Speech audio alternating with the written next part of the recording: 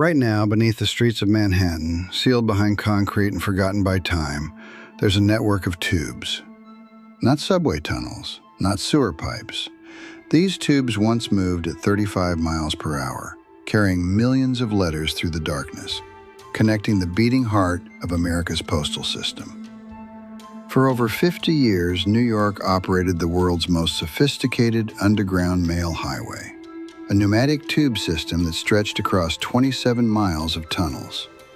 And then, one day in 1953, they just shut it down, sealed it up, left it to rot.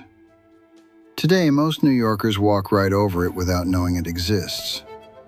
This is the story of America's forgotten mail tubes, and the truth about why they disappeared. Picture this. It's 1897, and New York City has a problem. The city is exploding with growth. Telegraph wires crisscross the sky. Horse-drawn carriages jam every street. And the mail? The mail is drowning. The post office is handling 14 million pieces of mail every single day, and traditional delivery is a nightmare. Letters that should take an hour to cross the city are taking half a day because wagons can't move through the gridlock. The city is literally choking on its own success.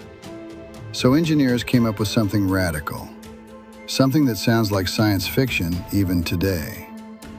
They would build a city beneath the city, a network of pressurized tubes that would shoot metal canisters full of mail through underground tunnels at speeds of up to 35 miles per hour. No traffic, no delays, pure pneumatic power. And here's what most people don't know. They actually built it. It worked.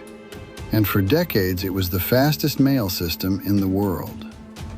The New York pneumatic mail tube system wasn't some small experiment. This was a full-scale infrastructure project that cost over $12 million. That's nearly $400 million in today's money. Here's how it worked.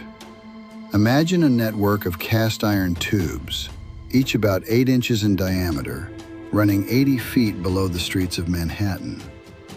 These tubes connected 23 post offices across the city, from the main General Post Office on 8th Avenue to stations in the Bronx. Workers would load letters into metal carriers, basically pressurized canisters about 2 feet long and 7 inches wide. Each carrier could hold around 600 letters. Then they'd seal the carrier and send it into the tube. Giant compressors at central stations would create a pressure differential, essentially sucking the carrier through the tunnel at speeds that would make a car jealous. The carrier would shoot through the darkness, navigating turns, switches, and junctions until it arrived at its destination post office minutes later. At peak operation in the 1920s, this system was moving 95,000 letters per day. That's over 34 million pieces of mail per year, flying through the darkness beneath New York's busiest streets. But here's where it gets really interesting. This wasn't just a single tunnel. The pneumatic tube system was a city within a city, a complete underground network that most New Yorkers never saw. The main trunk lines ran beneath major arteries: Broadway, Lexington Avenue, Park Avenue. Branch lines split off to reach individual post offices, and the whole thing was monitored from central control stations where operators tracked every single carrier moving through the system.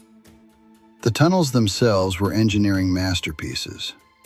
They had to account for the curvature of the earth, maintain consistent air pressure across miles of pipe, and handle the vibrations from subway construction happening simultaneously overhead.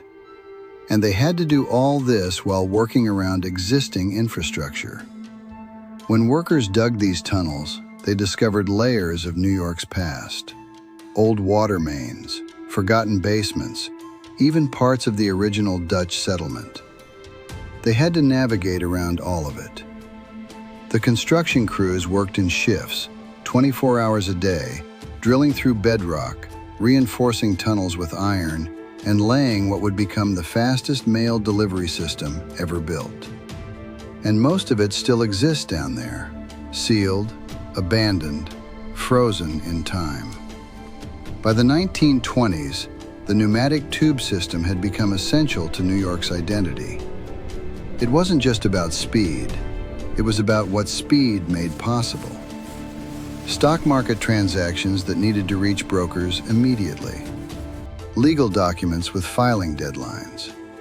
Personal letters between lovers separated by just a few miles of city streets.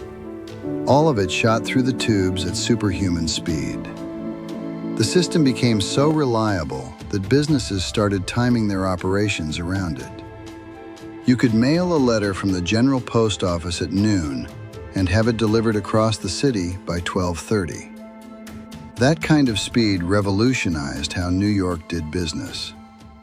And the workers who maintained the system, they became a specialized class of technicians. They knew every inch of those tunnels.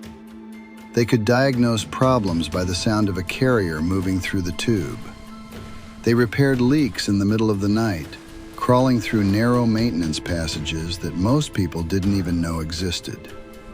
There are stories of workers finding strange things in the tubes, personal notes, forgotten jewelry, even cash that had spilled from damaged carriers over the years.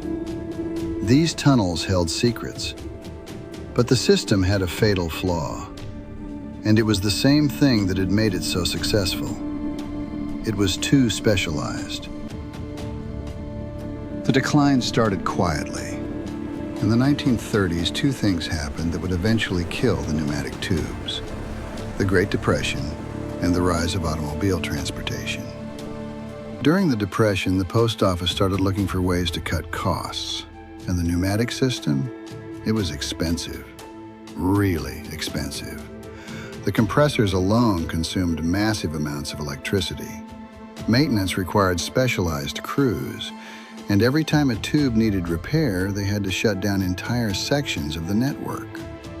Meanwhile, trucks were getting faster and more reliable.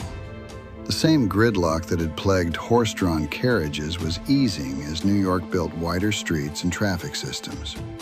Suddenly, a truck could deliver mail almost as fast as the tubes, and it could go anywhere, not just between connected post offices. But there was something else happening. Something darker. The post office wasn't just concerned about cost, they were concerned about control. The pneumatic system was operated by a private company, American Pneumatic Service Company, under contract with the government. And that meant profits were flowing to private investors instead of staying in government hands. There were allegations of corruption, inflated maintenance costs, and contractors milking the system for everything it was worth. By the 1950s, the writing was on the wall. The post office wanted out. On October 1st, 1953, without much fanfare, the New York pneumatic mail tube system sent its last carrier. After 56 years of operation, after moving billions of letters, after becoming one of the most sophisticated pieces of infrastructure in American history, they just turned it off. The official reason? Obsolete technology, high maintenance costs, more efficient alternatives. But people who worked in the system tell a different story. Former tube operators reported that the system was still running smoothly when it shut down. Maintenance records showed no major failures. And the speed? Still unmatched by any truck or delivery method available at the time. What really happened was a decision made in Washington, D.C., a decision that New York's pneumatic tubes were no longer a priority. The federal government wanted standardization, and the tubes were unique to just a few cities. They wanted flexibility, and the tubes were fixed infrastructure. They wanted cheaper, and the tubes required investment. So they sealed them, literally. Workers went into the tunnels and capped the tubes with concrete. They removed the compressors, dismantled the control stations, and erased nearly every visible trace of the system from above ground. Within a decade, most New Yorkers had forgotten the tubes ever existed. But here's the thing about infrastructure.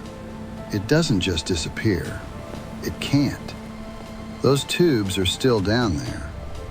Over the years, construction crews working on subway expansions or building foundations have stumbled across sections of the old pneumatic network. They find rusted iron pipes, 8 inches in diameter, running through the bedrock with no clear purpose. Sometimes they find the tubes still intact, complete with valves and junction boxes frozen in place. In 2001, during an infrastructure survey beneath the old General Post Office building, engineers discovered an entire sealed chamber containing tube routing equipment. Essentially a time capsule from 1953, perfectly preserved. The compressors were gone, but the switching mechanisms, the pressure gauges, the carrier loading platforms, all still there, covered in decades of dust. And there are whispers. Urban explorers claim to have found access points. Workers in the subway system report hearing strange echoes in certain tunnels, sounds that might be air moving through sealed pipes. Some sections may have been repurposed for modern cable runs, but much of it remains exactly as it was the day they shut it down. The city has no official map of the full network. The original blueprints are scattered across archives, and no single document shows the complete system. Which means there are almost certainly sections of tube down there that have been completely forgotten, sealed off and isolated, waiting in the darkness. So why does any of this matter? Why should we care about some old mail tubes buried beneath New York? Because the pneumatic tube system represents something we've lost: the willingness to build bold, specialized infrastructure for a single purpose. Today, From we obsess over 1897 efficiency, to 1953, scalability, and cost New York reduction. City's pneumatic tube We build system systems that can delivered serve multiple continuous, functions, that can reliable adapt service. to changing needs. Through every era, And there's its wisdom in precision that. proved the But the pneumatic tubes were different. They did one thing, and they did it better than anything else could. They were a monument to the idea that speed and precision were worth investing in, even if the investment was massive. And they worked. For over half a century, they worked flawlessly. When we sealed those tubes in 1953, we weren't just shutting down old technology. We were making a statement about what kind of infrastructure we valued. We chose flexibility over specialization. We chose cheap over excellent. We chose the conventional over the extraordinary. And maybe that was the right choice. Maybe the tubes really were obsolete. But walking through Manhattan today, knowing that beneath your feet lies a forgotten marvel of engineering that once moved letters faster than any system we've built since, it makes you wonder what else we're capable of building and what we might be too afraid to try. The New York pneumatic mail tube system is still down there, sealed, forgotten. A ghost network beneath one of the world's greatest cities. The workers who built it are gone. The people who used it have mostly forgotten. But the tubes remain. A monument to an age when we built things that seemed impossible, just to see if we could. This city keeps its secrets close, and sometimes those secrets are buried 80 feet underground, waiting in the darkness. If stories like this fascinate you, if you want to explore more of America's forgotten structures, the projects we abandoned, and the infrastructure we left behind, subscribe to this channel. We're uncovering the hidden history beneath our cities, one forgotten structure at a time. What other lost marvels are hiding beneath America's streets? Let me know in the comments what you'd like to see next. Until then, remember, every city has secrets. You just have to know where to look.